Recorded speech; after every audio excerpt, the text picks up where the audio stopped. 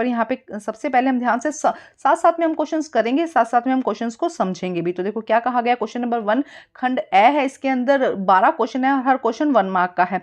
तो क्वेश्चन में देखो फर्स्ट में क्या कहा गया है, पेचिश और मलेरिया डैश के कारण होता है। तो पेचिश और मलेरिया प्रोटोजोआ के कारण होता है, तो हम यहाँ लिखेंगे प्रोटोजोआ। देखो जो छोटे छोटे आंसर है वो मैं यहाँ पे लिखवा दूंगी, बाकी अलग से आपको लिख कर दूंगी, ठीक है। नेक्स्ट देखिए, निम्नलिखित में से कौन सा ऊर्जा का गैर नवीनीकरण स्रोत है, मतलब कि उसे वापस से हम नहीं बना सकते हैं, ऐसा गैर नवीनीकरण। तो देखो जल, मिट्टी और सूर्य ये क्या है, नवीनीकरण है, लेकिन कोयला बी आंसर यहाँ पे करेक्ट हो जाएगा। नेक्स्ट देखते हैं हम, क्वेश्चन है क्या कहा गया, लकड़ी को कोयले में बदलने की प्रक्रिया कहलाती है कार्बोनाइजेशन। ए आंसर इसका करेक्ट हो जाएगा। नेक्स्ट देखो क्या कहा गया, स्वर यंत्र को लैरिंक्स कहते हैं, सही या गलत। तो स्वर यंत्र को लैरिंक्स कहते हैं, ये सही है, सही आपका यहाँ पे आ जाएगा, आप सही पे टिक लगा देंगे। क्वेश्चन नंबर 5 देखते हैं हम क्या कहा गया है, सारे क्वेश्चन 1 मार्क्स के हैं। पहेली ने दिए गए बीकर में, देखो क्या कहा गया है यहाँ पे, एक सेकेंड हम इसको सही करते हैं, क्या कहा गया है, पहेली ने दिए गए बीकर में तरल ए का प्रयोग करके एक परिपथ बनाकर एक प्रयोग स्थापित किया, जैसा कि नीचे दिया गया चित्र में दिखाया गया है। उसने देखा कि बल्ब चमक रहा है, फिर उसने एक तरल की जगह बी तरल में ए को बी में बदल दिया। इस बार बल्ब नहीं चमका। बूझों ने बल्ब के स्थान पर एलईडी लगाने का सुझाव दिया। उन्होंने देखा कि एलईडी चमकती है, व्याख्या कीजिए। तो पहले क्वेश्चन समझते, देखो क्या कहा जा रहा है कि जो बूझो है उसने फर्स्ट यहाँ पे ये ए लिक्विड लिया, तो देखा कि बल्ब क्या कर रहा है, ग्लो कर रहा है। अब उसने ए की जगह लिक्विड बी ले लिया और अब देखा कि बल्ब नहीं चमक रहा। अब यहाँ पे उसने एलईडी ली, एलईडी ली तो वो चमक रहा है। इसकी आपको व्याख्या करनी है कि ऐसा क्यों हुआ। तो इसका रीजन ये है कि जो एलईडी ली गई है वो क्या करती है, बहुत कम लाइट पर क्या कर देती है, ग्लो कर देती है। तो ए क्या होगा, बहुत गुड कंडक्टर होगा। जो बी है वो क्या हो सकता है, पुअर कंडक्टर, मतलब कि जो विद्युत का बहुत कम चालक होगा, जबकि ए क्या होगा, विद्युत का बहुत ज्यादा सुचालक होगा। तो आंसर देखते हैं इसका, तो इसे हम समझ लेते हैं। आप अपने लैंग्वेज में इसको शॉर्ट करके लिख सकते हैं। देखो क्या कहा गया है कि तरल ए बिजली का अच्छा संवाहक है या सुचालक है, वह अधिकतम धारा को प्रवाहित करने के लिए अनुमति देता है और बल्ब को चमकने के लिए पर्याप्त है। मतलब कि क्या कह रहे हैं कि ए जो है एक अच्छा सुचालक है, जिससे कि क्या हो रही है, अच्छी लाइट वो क्या करता है, अधिक धारा को, विद्युत धारा को प्रवाहित करता है, जिससे कि जो बल्ब है जल जाता है। लेकिन जब इसे तरल बी से बदल दिया जाता है तो बल्ब चमकता नहीं है, क्योंकि तरल बी में का जो माध्यम है वो कमजोर हो गया है। जो हमने लिक्विड यहाँ पे चेंज किया है ना, वो क्या हो गया, थोड़ा वीक हो गया, कमजोर हो गया, जिसकी वजह से बल्ब नहीं जलता। लेकिन जो बल्ब को चमकाने में असमर्थ है। लेकिन जब इसकी क्या है, लेकिन वो थोड़ी थोड़ी क्या है, करंट को पास कर रहा है, विद्युत धारा को थोड़ा थोड़ा पास कर रहा है, जिसकी वजह से, क्योंकि एलईडी कम वोल्टेज में जल जाते हैं, इसीलिए कम वोल्टेज वाली एलईडी को चमकाने के लिए समर्थ है। तो आप इस तरह से लिख सकते हैं कि जो तरल ए है वो क्या है, अधिक सुचालक है, अच्छा सुचालक है। लेकिन जो तरल बी है वो कम सुचालक है, वो कम विद्युत धारा को प्रवाहित कर रहा है, जिससे कि कम वोल्टेज की जो एलईडी है वो जल जाती है। नेक्स्ट देखते हैं, थोड़ा सा लेंथी है लेकिन समझ के करना है इसको। नेक्स्ट क्वेश्चन देखते हैं, इसी में अथवा में दिया गया है, आसू जल में चीनी का घोल विद्युत का संचालन नहीं करता, क्यों। तो देखो आसू जल क्या होता है, जिसके अंदर कोई भी केमिकल नहीं होता, कोई रसायन नहीं होता, उसे हम आसू जल कहते हैं। तो आसू जल में विद्युत का संचालन नहीं होता। लेकिन अगर आसू जल में चीनी डाल देते हैं तब भी वह विद्युत का संचालन नहीं करता, क्योंकि चीनी में कोई आयंस नहीं होता। चीनी एक यौगिक है, इसके अंदर इसको अगर पानी में डालेंगे तो कोई आयन नहीं जाएगा इसके अंदर, जिसकी वजह से क्या है, विद्युत का, हमें पता है कि आयंस चाहिए होते हैं, इलेक्ट्रॉन चाहिए होते हैं, जिसकी वजह से क्या होता है, प्लस माइनस इलेक्ट्रॉन्स चाहिए होते हैं, जिसकी वजह से क्या होता है, जो विद्युत धारा है वो प्रवाहित होती है। लेकिन जब चीनी का घोल डाला तो वो यौगिक है जिसमें कि कोई भी आयंस नहीं होंगे। अगर आयंस नहीं होंगे तो विद्युत धारा प्रवाहित नहीं होगी। तो देखते हैं आंसर। देखो आंसर में क्या कहा गया है, यहाँ पे चीनी यौगिक है और यह पानी में आयनित नहीं होती है, मतलब जो पानी में इसको घोलते हैं तो आयनित नहीं होती, जिससे कि विद्युत धारा प्रवाहित नहीं होती है। लेकिन जब आसुत जल में नमक मिलाया जाता है तो नमक में आयरन, यहाँ पे आयन लिखा जाएगा। यहाँ पे क्या होता है, नमक में क्या होते हैं, आयन होते हैं, सोडियम और क्लोराइड, जिसकी वजह से ऐसा घोल बनता है जिसमें विद्युत का धारा का संचालन होता है। तो ये नमक वाला तो यूं ही बता दिया, लेकिन हाँ ये वाला बताया कि चीनी के अंदर कोई आयंस नहीं होते, जिसकी वजह से विद्युत धारा प्रवाहित नहीं होती है। क्वेश्चन देखिए नेक्स्ट में क्या कहा गया, 6 क्वेश्चन में, आंख की उन कोशिकाओं के नाम बताइए जो तेज रोशनी और मंद रोशनी के लिए प्रति संवेदनशील होते हैं। तो यहाँ पे कोन और शंकु आ जाएगा। यहाँ पे आ जाएगा कोन या छड़ कहेंगे हम इसे, हिंदी में छड़ कहेंगे। छड़ आ जाएगा तेज रोशनी के लिए और मंद रोशनी के लिए आ जाएगा शंकु। शंकु क्या है, धीमी रोशनी के लिए होता है, और छड़ क्या होता है, तेज रोशनी के लिए। पिन होल कैमरे से बनी छवि उल्टी होती है, तो ये हो जाएगा सही। पिन होल कैमरे में से जो छवि बनती है, जो फोटो बनती है, वो कैसी होती है, उल्टी। तो ये कथन क्या आ जाएगा, सही हो जाएगा। नेक्स्ट देखते हैं क्वेश्चन नंबर 7। वे जीव जो सीधे बच्चों को जन्म देते हैं उन्हें जरायुज कहते हैं। उन्हें क्या कहा जाता है? जरायुज। इस तरह से आप लिखेंगे, ठीक है। नेक्स्ट क्या कहा गया? खरपतवार को डैश नामक रसायनों द्वारा नियंत्रित किया जाता है। तो खरपतवार नाशी, हम क्या कहते हैं इसको? खरपतवार नाशक। खरपतवार नाशक द्वारा क्या किया जाता है? कंट्रोल किया जाता है। इन जो खरपतवार नाशी होते हैं उन्हीं से क्या किया जाता है? कंट्रोल किया जाता है। नेक्स्ट देखो क्या कहा गया है? किन्हीं दो रबी फसलों के नाम बताइए। अच्छा, एक सेकंड, यहाँ पे देखो, यहाँ पे लिखा है छड़ जो है वो मंद रोशनी के लिए संवेदनशील होता है, जबकि शंकु जो है वो तेज रोशनी के लिए संवेदनशील होता है। थोड़ा सा अभी उल्टा बता दिया मैंने, बात थोड़ा सा कर रही थी। तो जो छड़ है वो क्या है? मंद रोशनी, मतलब कम रोशनी के लिए संवेदनशील है, जबकि जो शंकु है वो तेज रोशनी के लिए संवेदनशील है। उसके बाद देखो हम क्वेश्चन कर रहे हैं यहाँ पे, खरपतवारनाशी हम कर चुके हैं यहाँ पे, तो देखते हैं आंसर। देखो क्या हो जाएगा? रबी की फसल गेहूं, जौ, आलू, चना, मसूर, अलसी, मटर, सरसों। आपको कोई भी दो नाम बता देने हैं, गेहूं, जौ, आलू, चना, मसूर, मटर, आप कुछ भी दो यहाँ पर याद करके लिख सकते हैं। खरीफ और रबी की फसल जरूर करके जाइएगा, दोनों में से कोई एक जरूर आएगा। नेक्स्ट देखते हैं। नेक्स्ट क्वेश्चन में देखो क्या कहा गया है? जब दो बल विपरीत दिशाओं में कार्य करते हैं, मतलब एक इस डायरेक्शन में लग रहा है और एक इस डायरेक्शन में लग रहा है, तो कार्य करने वाला कुल बल दोनों बलों के बीच का अंतर होता है। हाँ, तो देखो क्या कहा गया? अगर यहाँ पे भी 5 है और यहाँ पे भी 5 है तो दोनों का अंतर क्या हो जाएगा? 0, अगर दोनों बल बराबर होंगे। तो क्या कहा जा रहा है? ये कथन क्या हो जाएगा? सही हो जाएगा। अगर दोनों बलों का जो दो बलों के बीच विपरीत दिशाओं में कार्य कर रहा है तो कार्य करने वाला कुल बल दोनों बलों के बीच का अंतर हो जाएगा। ये कथन क्या हो जाएगा? सही हो जाएगा। अब है दबाव क्या है? नेक्स्ट 11th क्वेश्चन है, दबाव क्या है? तो किसी भी वस्तु पर लगने वाला जो बल है उसे हम क्या कहते हैं? दबाव कहते हैं। देखो क्या हो जाएगा? दबाव। दबाव किसे कहते हैं? दबाव को किसी वस्तु पर लगाए गए भौतिक बल के रूप में परिभाषित किया जा सकता है। तो इसको इजी वे में लिख सकते हैं, किसी भी वस्तु पर लगने वाले बल को हम क्या कहते हैं? दबाव कहते हैं। नेक्स्ट देखते हैं क्वेश्चन नंबर 12। देखिए, ध्वनि एक प्रकार की ऊर्जा है। ध्वनि क्या है? एक प्रकार की ऊर्जा है। ये सारे 1-1 क्वेश्चन थे। अब है 2 मार्क्स के क्वेश्चन। तो फर्स्ट में क्या कहा गया है? निम्नलिखित चित्रों में अलैंगिक जनन के प्रकार और संबंधित जीवों को पहचानिए और उनके नाम बताइए। ओके, हमें बताना है कि किस तरह का अलैंगिक जनन है यहाँ पर। तो आप देखेंगे तो अलैंगिक जनन क्या है? यहाँ पे बड बन रही है, मुकुल बन रहा है, तो इसे हम कहते हैं मुकुलन। तो अलैंगिक जनन किस प्रकार का हो जाता है? यहाँ पर मुकुलन। और उन्होंने पूछा ये एग्जाम्पल किसका है? तो ये है हाइड्रा का। तो आप यहाँ पे इस तरह से दोनों ही आंसर लिख देंगे। फर्स्ट में लिख देंगे मुकुलन और सेकंड एग्जाम्पल में इसका जो एग्जाम्पल है ये किस चीज का डायग्राम है? ये है हाइड्रा का डायग्राम, तो आप हाइड्रा यहाँ पर लिख देंगे। नेक्स्ट देखिए क्या कहा गया है इसी के आंसर में। नेक्स्ट क्वेश्चन में अलैंगिक जनन प्रजनन क्या है? उदाहरण के तौर पर दो जीवों के नाम बताइए जिनमें यह होता है। फर्स्ट डेफिनेशन बतानी है, सेकंड बताना है किसमें यह होता है अलैंगिक जनन। ओके, आंसर देखते हैं।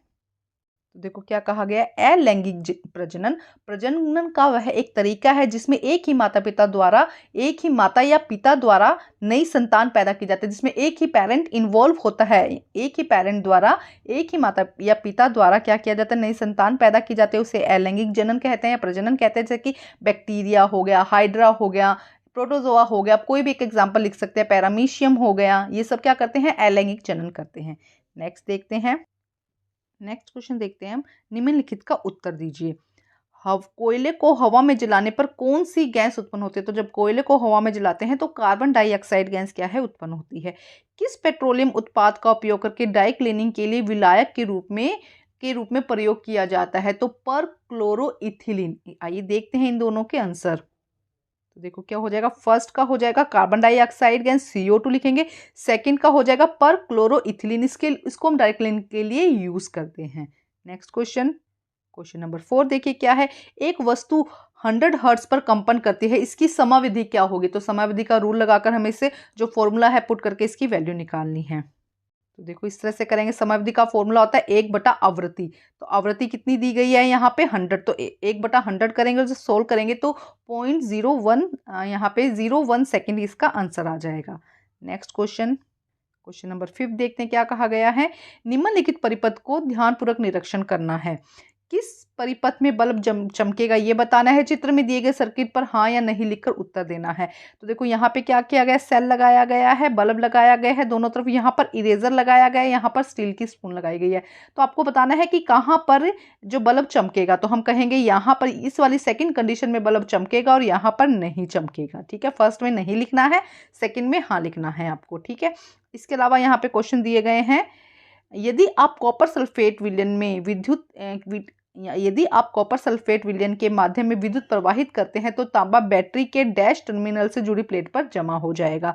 नेक्स्ट है, यदि विद्युत के माध्यम में किसी अन्य सामग्री पर किसी वांछित धातु की परत जमा कर जाते हैं तो उस प्रक्रिया को विद्युत लेपन कहा जाता है। तो यहाँ पे धनात्मक, ऋणात्मक फर्स्ट में क्या आ जाएगा, नेगेटिव, तो ऋणात्मक लिखेंगे आप इस तरह से। ऋणात्मक प्लेट पर क्या, टर्मिनल पर क्या हो जाएगा, नेगेटिव टर्मिनल पर क्या हो जाएगा, प्लेट पे जो कॉपर जमा हो जाएगा।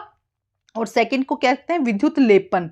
विद्युत लेपन मैं आपको दिखा देती हूँ, इस तरह से लिखेंगे। जब भी किसी एक सामग्री पर दूसरी, एक धातु पर दूसरे का क्या किया जाता है, वांछित तरीके से क्या धातु की परत जमा की जाती है तो उससे विद्युत लेपन कहा जाता है। देखो इस तरह से लिखेंगे, जब कॉपर सल्फेट के घोल में करंट प्रवाहित किया जाता है, विद्युत धारा प्रवाहित की जाती है तो कॉपर बैटरी की नेगेटिव टर्मिनल पर, अगर नेगेटिव नहीं तो ऋणात्मक, जो भी आप चाहें वो लिख सकते हैं, ऋणात्मक टर्मिनल पर जमा हो जाएगा। सेकंड को इलेक्ट्रोप्लेटिंग या विद्युत लेपन कहा जाता है।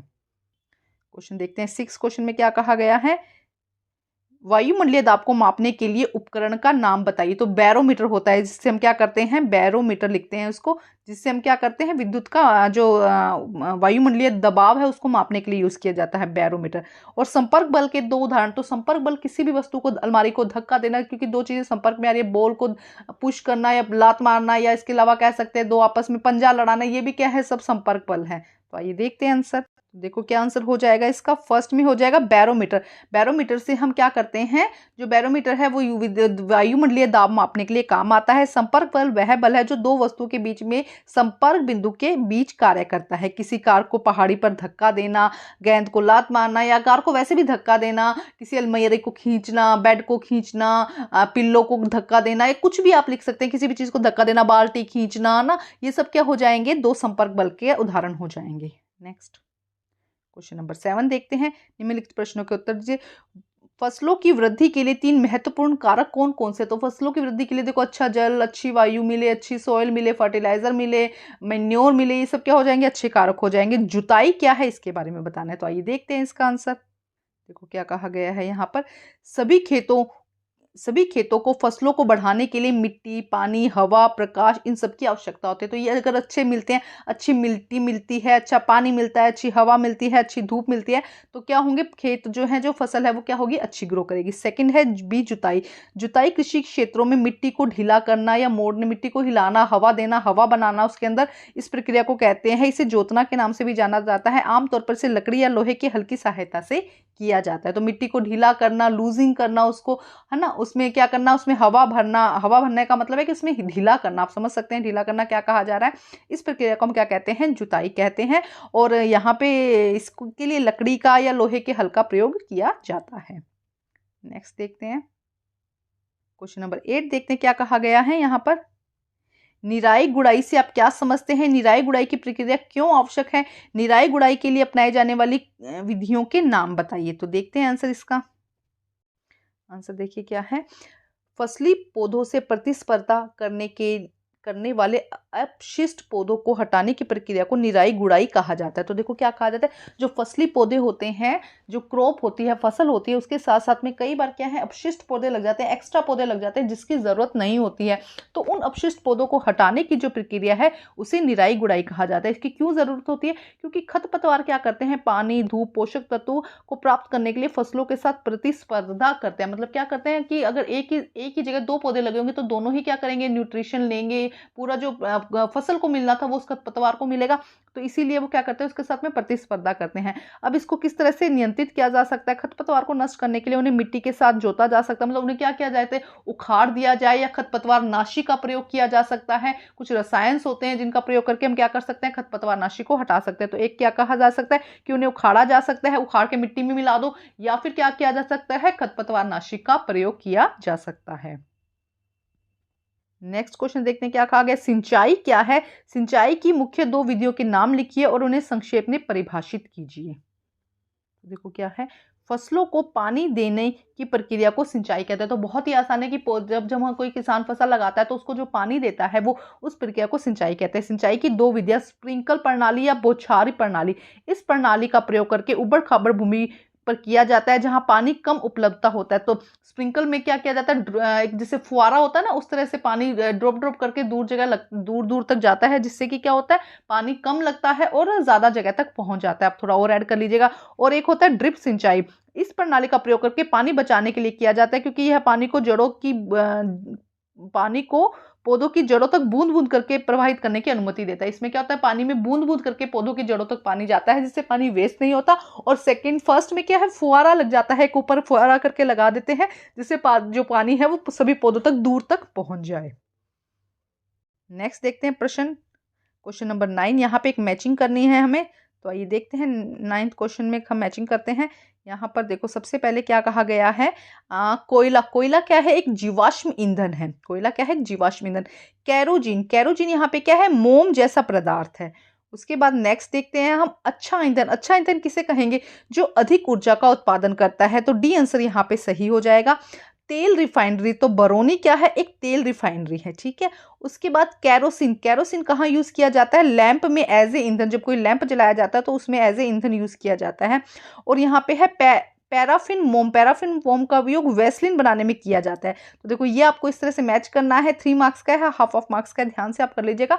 दोनों ही सैंपल पेपर में मैचिंग दिए गए हैं, तो जरूर करके जाइएगा। नेक्स्ट देखो क्या है, क्वेश्चन नंबर 10 में हम देखते हैं क्या कहा गया है। प्रश्न नंबर 10 में देखिए क्या क्वेश्चन है। जब हम कोई ध्वनि सुनते हैं तो हमारे शरीर का कोई हिस्सा कंपन करता है, भाग का नाम बताइए। तो स्वर तंत्र हम लिखेंगे, स्वर यंत्र। जो गला है, गले के अंदर जब आप हाथ लगा के देखो तो स्वर यंत्र क्या करता है, कंपन करता है जब हम बोलते हैं।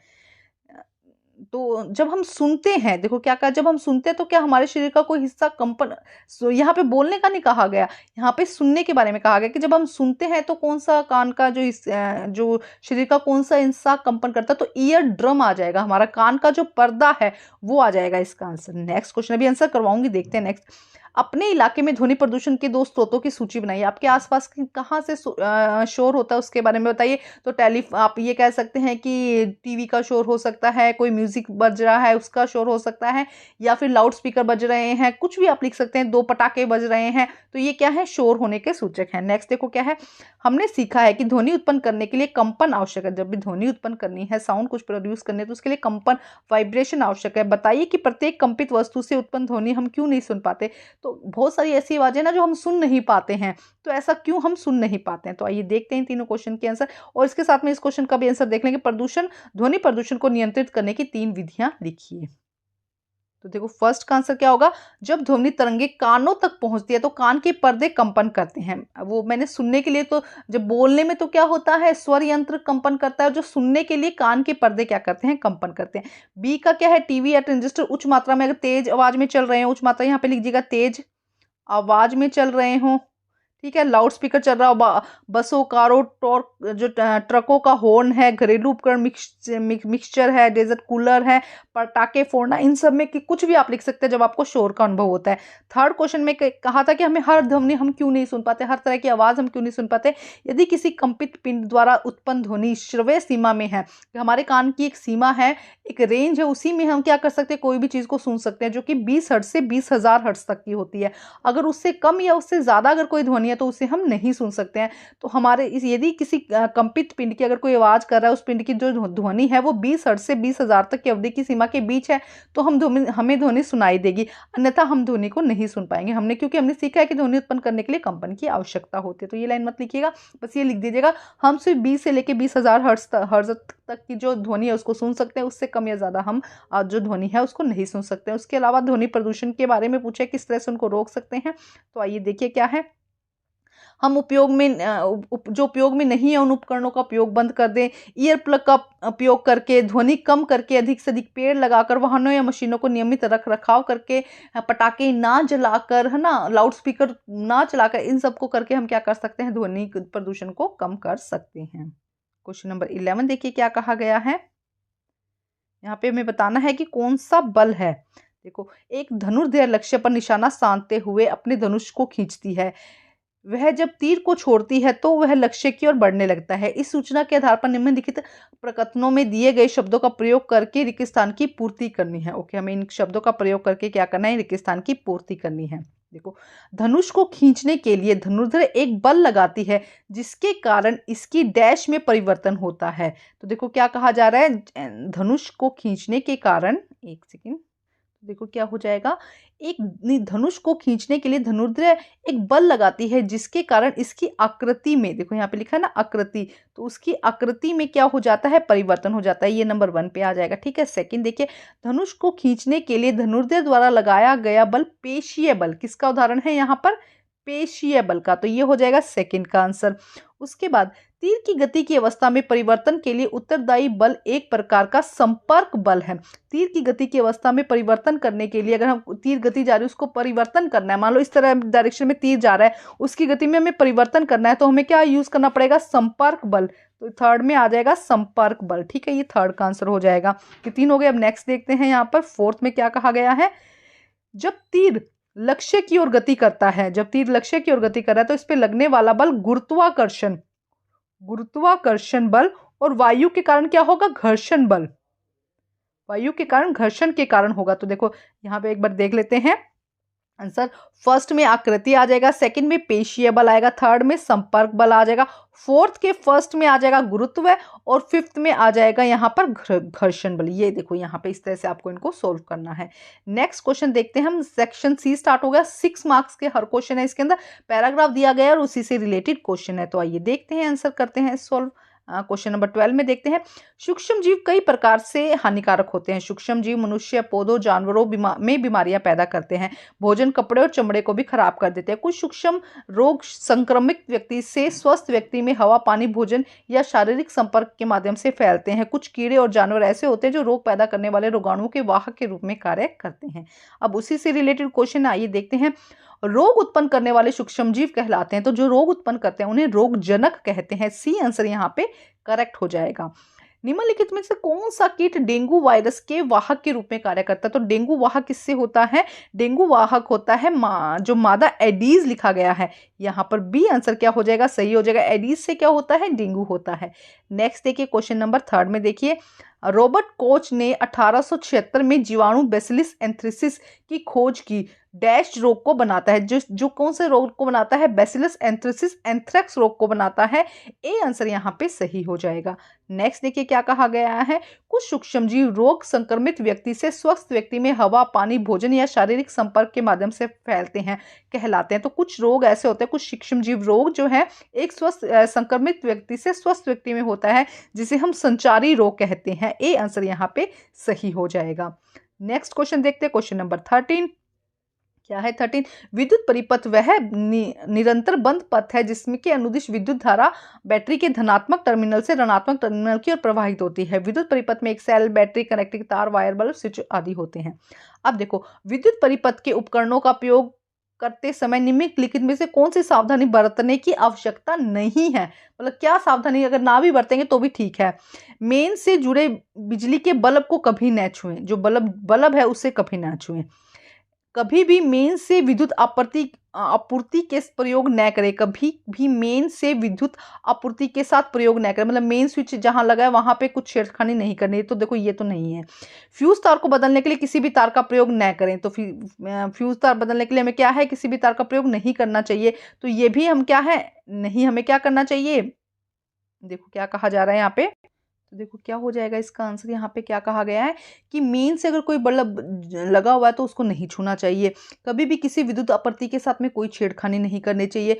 फ्यूज तार को बदलने के लिए कभी भी किसी तार का प्रयोग नहीं करना चाहिए। सारी सेफ्टी हमें करनी चाहिए, मतलब इनका ध्यान रखना चाहिए। स्विच को कभी भी चालू स्थिति में चालू न करें, मतलब स्विच ऑन, अगर आप स्विच ऑन नहीं करोगे तो इलेक्ट्रिसिटी कैसे चलाओगे ना। तो यहाँ पे डी आंसर करेक्ट होगा कि आप किसी भी स्विच को चालू कर सकते हो, कोई दिक्कत नहीं है, लेकिन हाँ बाकी चीजों का आपको ध्यान रखना है। नेक्स्ट देखो क्या हो जाएगा सेकंड का आंसर। बल्ब में एक पतला तार होता है जिसे फिलामेंट कहते हैं। ए आंसर यहाँ पे सही हो जाएगा। जब बल्ब फ्यूज होता है तो विद्युत धारा प्रवाहित होती है, सर्किट में बहती है, सर्किट में प्रवाहित नहीं होती। जब बल्ब यहाँ पे लिखा है फ्यूज होता है तो उसके अंदर कोई भी धारा प्रवाहित नहीं होती है, तो बी आंसर यहाँ पे सही हो जाएगा।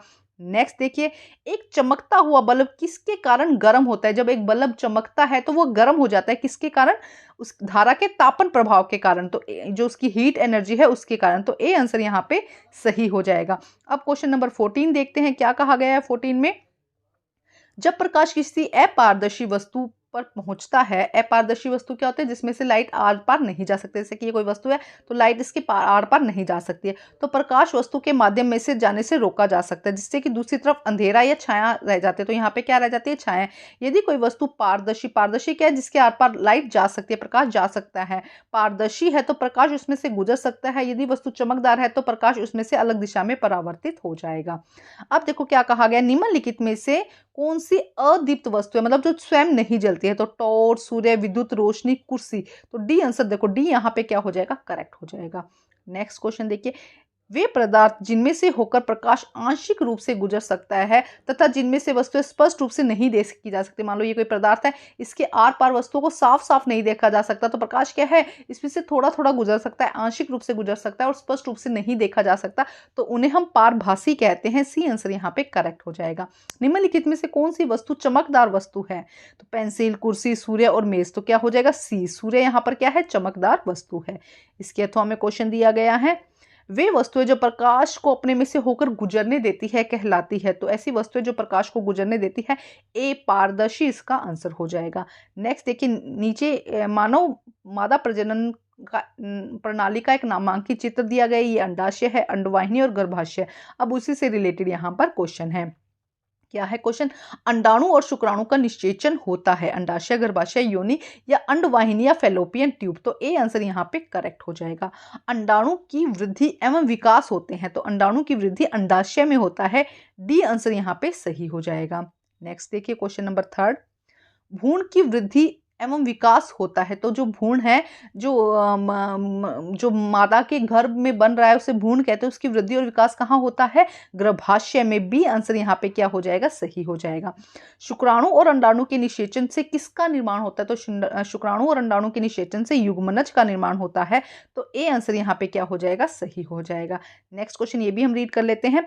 प्रजनन पहले से मौजूद व्यक्तियों में नए व्यक्तियों का निर्माण करता है। इस प्रकार प्रजनन को एक जैविक प्रक्रिया के रूप में परिभाषित किया जाता है, जिससे कि जीव अपने समान संतानों को जन्म देते हैं, संतान बढ़ती है, परिपक्व होती है, बदले में नई संतान पैदा करती है। तो अंडाणु का निर्माण होता है, अंडाणु का निर्माण कहाँ पर होता है? अंडाणु का निर्माण होता है अंडाशय में। सी आंसर यहाँ पे करेक्ट हो जाएगा। जंतुओं में प्रजनन की कितनी विधियां पाई जाती है? तो जंतुओं में 2 प्रकार का प्रजनन होता है, लैंगिक जनन और अलैंगिक जनन। बी आंसर यहाँ पे करेक्ट हो जाएगा। नेक्स्ट देखिए क्या कहा गया, फीटस होते हैं। फीटस किसे कहते हैं? फीटस होता है अच्छी तरह से विकासशील जो भ्रूण होता है, एक भ्रूण बनता है और जो विकासशील होता है, थोड़ा बन रहा होता है, उसे हम फीटस कहते हैं। तो बी आंसर यहाँ पे करेक्ट हो जाएगा। जरायुज जीव वे होते हैं जो अपने जैसे सीधे क्या करते हैं? अपने जैसे जीव विकसित करते हैं। तो बी आंसर सीधे विकसित जीव पैदा करते हैं। बी आंसर यहाँ पे करेक्ट हो जाएगा। तो ये हमारा सैंपल पेपर है। इसी तरह के सारे सैंपल पेपर आपको मेरे चैनल पर मिल जाएंगे। तो कमेंट और लाइक जरूर करिएगा, जितने ज्यादा लाइक आएंगे उतने ही ज्यादा मैं आप लोगों के लिए सैंपल पेपर बनाऊंगी। और आप लोग मुझे ये कमेंट करके कोई क्वेश्चन है तो वो भी पूछ सकते हैं। Thank you guys.